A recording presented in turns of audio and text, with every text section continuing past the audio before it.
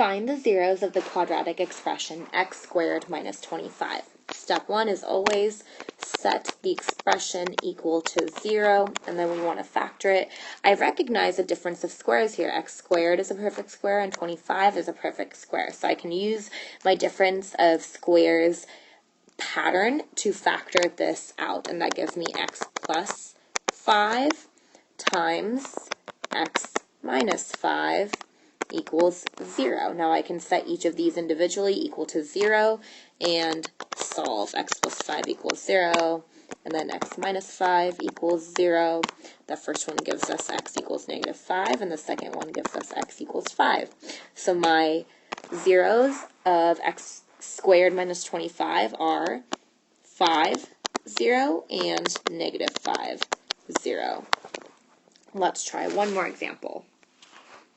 Find the zeros of the quadratic expression 4d squared minus 36d plus 81. As always, we start by setting the expression equal to 0, and we need to factor it. I think this might be a perfect square trinomial, but let's check it out and make sure. So I have my pattern a minus b, that binomial squared, and that should equal a squared minus 2ab plus b squared. In this case, a would be 2d, b would be 9, and then what do we get for 2ab? We get 2 times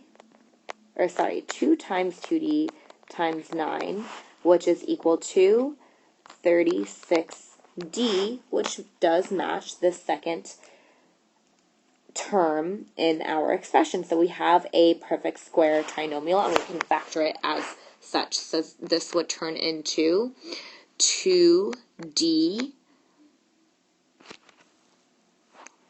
minus 9 squared equals 0.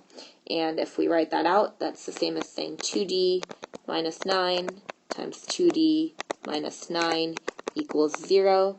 Since both of these are the same expression, we are only going to have one 0 in this quadratic, and we can set 2d minus 9 equal to 0.